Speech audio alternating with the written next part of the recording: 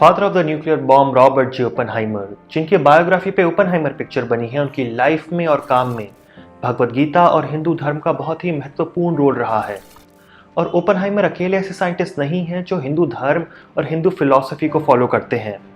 हाल में ही चंद्रयान 3 की लॉन्च से पहले इसरो के साइंटिस्ट तिरुपति बालाजी गए अपनी मिशन की सफलता की पूजा करने। अब हम सब जानते हैं कि कैसे ज्यादातर साइंटिस्ट और इंटेलेक्चुअल लोग रिलीजन के नाम पे थोड़ा नकचिड़े हो जाते हैं। तो फिर हिंदू धर्म में ऐसा क्या है जिसकी वजह से दुनिया के ब्रिलियंट साइंटिस्ट और इन्वेंटर्स इस धर्म की तरफ खींचे चले आते हैं?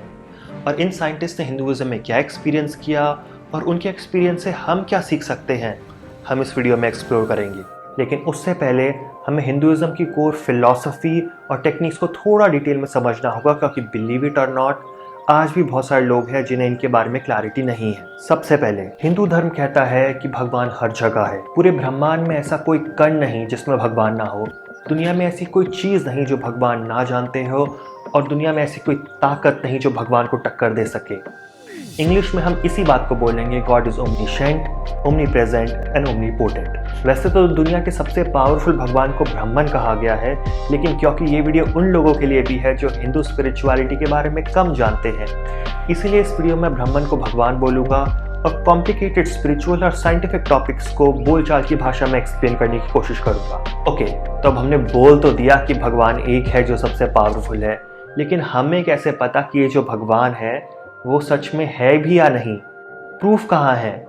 लॉजिकली स्पीकिंग भगवान को प्रूव करने के दो तरीके हैं, एक्सटर्नली और इंटरनली। भारत के महान गुरुओं ने हजारों साल पहले ही बता दिया था कि भगवान को इंटरनली अंतर्मुखी होकर वेरीफाई किया जा सकता है, जिसके लिए उन्होंने वेदों और उपनिषदों को पढ़ के और अपने आप से भी बहुत सारी थ्योरीज बनाई। और उन थ्योरीज को वेरीफाई करने के लिए गुरु अपने शिष्यों के साथ और योगी अकेले मेडिटेशन में जाते थे, और मेडिटेशन में उन्हें क्या मिला उसे डिस्कस करते थे। इन थ्योरीज को टेक्निकली फिलॉसफीज कहा जाता है, और भारत में कुछ पॉपुलर फिलॉसफीज हैं, सांख्य, योगा, मीमांसा, वैशेषिक, चरवाका, आजीविका, बुद्धिज्म। लेकिन इनमें से भगवान के सवाल पे सबसे पॉपुलर और लॉजिकली साउंड फिलॉसफी है वेदांत, जिसका मतलब है वेदों का अंत। लेकिन जो लोग भगवान में नहीं मानते वो चरवाका जैसे फिलॉसफी तरफ अट्रैक्ट होते हैं, जिसका मोटा मोटा ये मानना है कि अगर भगवान को आंख, नाक और कान से वेरीफाई किया जा सकता है तो ठीक है, वरना भगवान कुछ नहीं है और लाइफ का बस एक ही मकसद है, खाओ पियो और मजे करो। पर्सनली मुझे ये लाइफ काफ़ी अच्छी लगती है। चलो भगवान की तरफ वापस चलते हैं।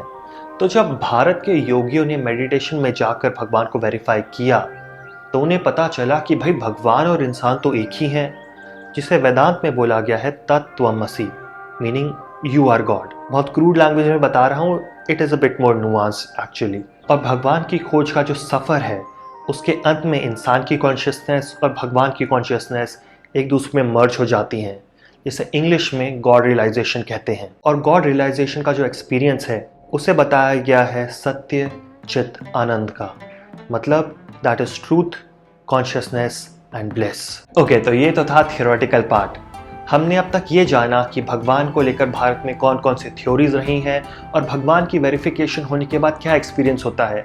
जिसके बाद नेचुरली सवाल आता है कि भगवान को वेरीफाई करने का क्या तरीका है। इन तरीकों या फिर टेक्निक्स के बारे में कृष्ण जी ने बताया अपनी भगवद गीता में। भगवद गीता में भगवान को रियलाइज करने की 4 टेक्निक्स दी गई हैं, जिसमें से भगवान को रियलाइज करने की पहली टेक्निक है नॉलेज, जिसे ज्ञान योगा कहते हैं।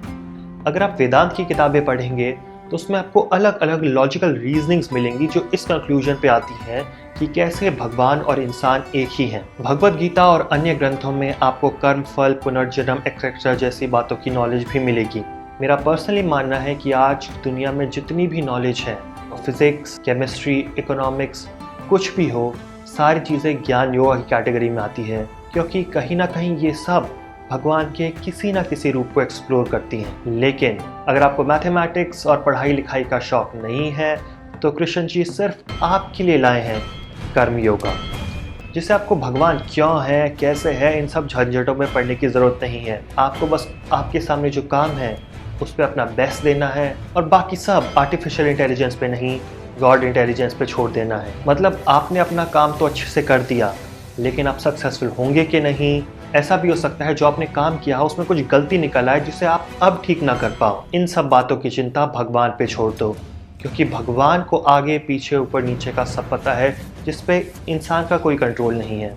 तो आपके पास आज जो काम है उस पर फोकस करो और भगवान अपने आप आपको उनकी तरफ ले आएंगे। ओके, चलो आप ऐसे व्यक्ति हैं जिसका ना तो पढ़ाई में मन लगता है ना ही काम काज में, आपको बस करने हैं तो मज़े। तो आप जैसे लोगों के लिए भगवान स्पेशली लाए हैं गॉड रियलाइजेशन थ्रू प्लेजर, मतलब भक्ति योगा। भगवान को याद करते हुए भजन गाना, डांस करना, टेस्टी टेस्टी सात्विक भोजन करना, भगवान की पूजा अर्चना करना, अलग अलग तीर्थों पे घूम के आना, ये सब भक्ति योगा में आता है। और इस्कॉन वाले भक्ति योगा को ही ज़्यादातर फॉलो करते हैं। और आखिर में आता है राज योगा, जिसका मतलब है गॉड रियलाइजेशन थ्रू मेडिटेशन, जिसे भगवान तक पहुंचने का सबसे तेज तरीका बताया गया है। और आज जितनी भी मेडिटेशन टेक्निक्स हैं जिन्हें अलग अलग स्पिरिचुअल ऑर्गेनाइजेशंस में सिखाया जाता है, जैसे ईशा योगा, श्री और विपासना, ये सारी टेक्निक्स राजयोग की कैटेगरी में आती हैं। लेकिन आपके लिए कौन सी मेडिटेशन बेस्ट है वो आपको अलग अलग मेडिटेशन टेक्निक्स को एक्सपीरियंस करके ही पता चलेगा। इसलिए पहले ज़माने में भी जो स्पिरिचुअल सीकर्स होते थे वो अलग अलग गुरुओं के पास जाते थे, उनकी मेडिटेशन टेक्निक्स और थ्योरीज को एक्सपीरियंस करते थे और फिर डिसाइड करते थे कि उनकी पर्सनालिटी के हिसाब से कौन सी मेडिटेशन बेस्ट है। ओके, तो अब तक हमने जो बात की आप आर्ग्यू कर सकते हैं, ये बड़ी सब्जेक्टिव है। अगर आप क्रिश्चियंस, मुस्लिम्स या फिर किसी एथिस्ट को ये वीडियो दिखाएंगे तो वो बोलेंगे कि भाई ये सब गलत है और जो हमारे रिलीजन में लिखा है वो बिल्कुल सही है। लेकिन अगर आप उन्हीं लोगों को एक साइंस की वीडियो दिखाएंगे तो वो आपसे मोस्ट लाइकली एग्री करेंगे, क्योंकि साइंस एक ऑब्जेक्टिव फील्ड है जिससे कोई भी टेस्ट कर सकता है और उस टेस्ट का सभी को एक ही जवाब मिलेगा। हाँ, ये आर्ग्यूमेंट अलग है कि आज साइंस इतनी कॉम्प्लिकेटेड हो चुकी है कि आम आदमी के लिए साइंटिफिक कॉन्सेप्ट्स को टेस्ट करना बहुत ही ज़्यादा मुश्किल और कॉस्टली है, जिसका फ़ायदा कुछ इंजीनियर्स और साइंटिस्ट अपने आप को और उसे सुपीरियर दिखाने के लिए करते हैं। लेकिन वो अलग डिबेट है। पॉइंट ये है कि साइंटिस्ट से एक्सपेक्ट किया जाता है कि वो इंसान को दुनिया के उन रहस्यों के बारे में बताएं जिसे हर कोई टेस्ट करके देख सके और उस टेस्ट का सबको एक ही रिजल्ट मिले। इसलिए साइंटिफिक सर्कल्स में रिलीजियस होना या फिर रिलीजन के बारे में बात करना अच्छी नज़र से नहीं देखा जाता। लेकिन ये प्रॉब्लम भारत में साइंटिस्ट को कभी नहीं हुई। भारत में हमेशा से ही साइंस और स्पिरिचुअलिटी को एक ही सिक्के के दो पहलुओं की तरह देखा गया है, जहाँ स्पिरिचुअलिटी भगवान की खोज अंतर मन में एक्सप्लोर करती है, दूसरी तरफ साइंस भगवान के अलग अलग पहलुओं को फिजिकल वर्ल्ड में ढूंढती है। और बहुत बार बाहरी दुनिया के रहस्यों का जवाब अंतर मन में मिलता है, जिसका सबसे अच्छा एग्जाम्पल है रामानुजम, जिन्होंने 1900s में मैथमेटिक्स के फील्ड में बहुत सारी इनोवेटिव डिस्कवरीज की, जिनको देखकर इंग्लैंड में बैठे दुनिया के महान मैथमेटिशियंस भी सरप्राइज रह गए। रामानुजम की डिस्कवर की हुई मैथमेटिक्स इतनी एडवांस थी कि उनके तब के डिस्कवर किए हुए थ्योरम्स आज जाकर प्रूव हो रहे हैं, जब सुपर कंप्यूटर से मैथमेटिक्स बहुत एडवांस हो गया है। लेकिन जब रामानुजम से पूछा गया कि उन्हें इतने एडवांस आइडियाज आते कहाँ से हैं, तो उन्हें बताया कि उन्हें सपने में नामगिरी देवी आके फॉर्मूले बताती हैं और उनके लिए कोई इक्वेशन मायने नहीं रखती अगर वो भगवान का एक विचार ना हो। इंडियंस ही नहीं, विदेशी साइंटिस्ट भी हिंदू धर्म की फिलॉसफी और साइंस को बहुत ही अप्रिशिएट करते हैं। हम सब जानते हैं कि कैसे स्टीव जॉब्स ने आईपॉड और आईफोन बनाया, लेकिन बहुत कम लोग जानते हैं कि पर्सनल कंप्यूटर की भी इन्वेंशन स्टीव जॉब्स ने की थी। और ये दोनों इन्वेंशंस ऐसी हैं जिससे पूरी दुनिया को कंप्लीटली बदल के रख दिया। And it so happens Steve jobs भी बाबा नीम करौली और परमहंस योगानंदा जी के भक्त थे। स्टीव जॉब्स की हिंदू धर्म की तरफ आकर्षित होने के दो कारण थे। नंबर 1, स्टीव जॉब्स के पेरेंट्स ने उन्हें बचपन में ही बिना किसी ठोस कारण के अडॉप्शन के लिए डाल दिया, जिसकी वजह से स्टीव जॉब्स हमेशा अपने आप को अबैंडन फील करते थे और दुनिया में उनकी क्या जगह है इसकी तलाश में वो हिंदू धर्म की तरफ खींचे चले आए। लेकिन जब स्टीव जॉब्स को रियलाइज हुआ कि उनकी जगह कंप्यूटर की दुनिया में है, तब पर्सनल कंप्यूटर जैसी कोई चीज़ ही नहीं थी।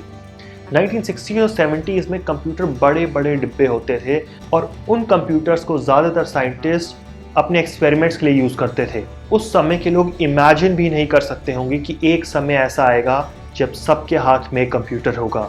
इन स्टीव जॉब्स ने नामुमकिन को भी मुमकिन करके दिखाया, पहले एप्पल कंप्यूटर से, फिर आईफोन और आईपैड से।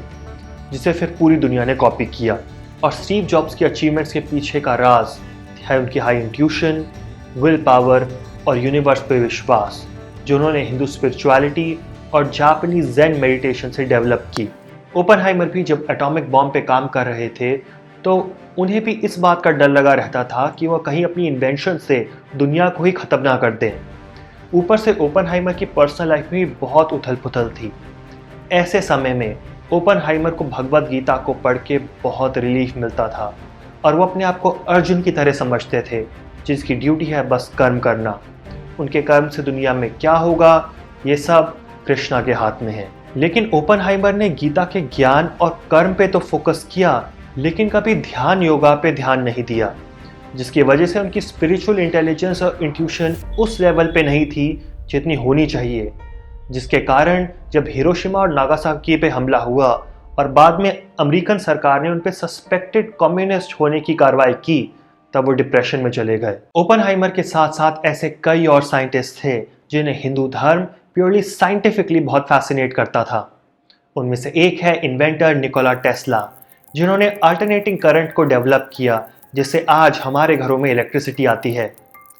टेस्ला स्वामी विवेकानंद के दोस्त थे और वो हिंदू धर्म में मैटर और एनर्जी के बीच में क्या रिलेशनशिप है उससे बहुत फैसिनेटेड थे। Nobel prize winning physicist Erwin Schrodinger, जिन्होंने क्वांटम थ्योरी को डेवलप करने में एक महान कंट्रीब्यूशन दिया है, वो उपनिषदों और अद्वैत वेदांत से बहुत इंस्पायर्ड थे, जो बताती है कि कैसे हमारा ब्रह्मांड है वो कैसे एक और अनंत दोनों हैं। और हम लोग जो अपने आसपास की चीज़ें देख रहे हैं, जैसे मोबाइल फ़ोन, आईपैड, पेड़ पौधे, पहाड़, असल में ये सब एक ही हैं, लेकिन हमें ये चीज़ें अलग अलग दिख रही हैं माया की वजह से। और यही बात क्वांटम फिजिक्स भी कहता है। क्वांटम फिजिक्स बताता है कि कोर लेवल पे सारी दुनिया वेव्स के रूप में एग्जिस्ट करती है और हम और हमारी चारों ओर की सभी चीजें बस वेव्स ही हैं। लेकिन हमारी ही इम्परफेक्ट ऑब्जर्वेशन की वजह से हम उन वेव्स को उनकी ओरिजिनल फॉर्म में नहीं देख पाते, जिसकी वजह से हमें ये वेव्स सी बनी हुई दुनिया सॉलिड लगती है। और हमारी इस इम्परफेक्ट ऑब्जर्वेशन को श्रोडिंगर ने माया कहा।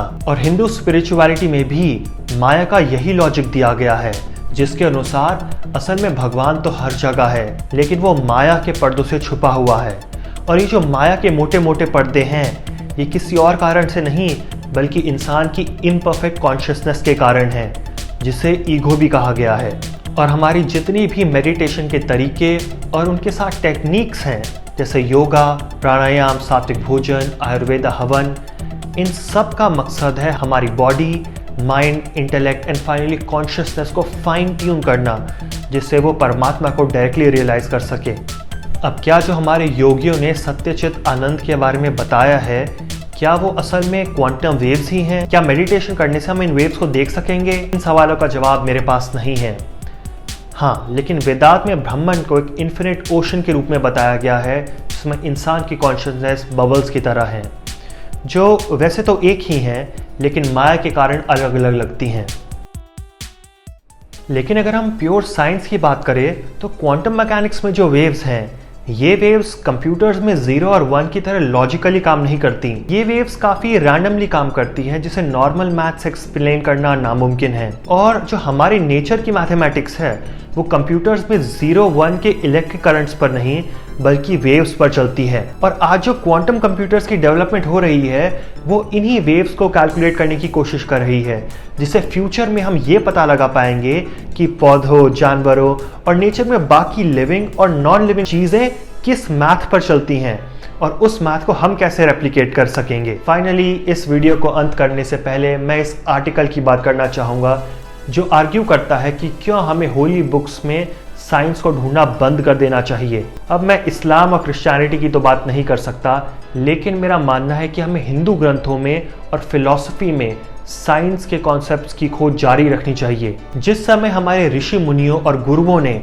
अपनी इमेजिनेशन, थ्योरीज और स्पिरिचुअल ऑब्जर्वेशंस को दुनिया के सामने रखा, उस समय उनके पास अपनी बात को प्रूव करने के लिए ये टेक्नोलॉजी थी ही नहीं जो आज हमारे पास है। या फिर ऐसा भी हो सकता है कि उनके पास कोई अलग टेक्नोलॉजी हो जिसे हम आज इमेजिन नहीं कर पा रहे। जो भी हो, हम अपने पूर्वजों के लिए इतना तो कर सकते हैं कि उनकी कही हुई बातों को हम रिस्पेक्ट और रिकॉग्निशन दें, और जो एक्सपेरिमेंट्स वो अपने समय में नहीं कर पाए उन्हें हम आज करें, both scientifically and spiritually. Thank you everyone for coming over to my vlog, and I will see you soon.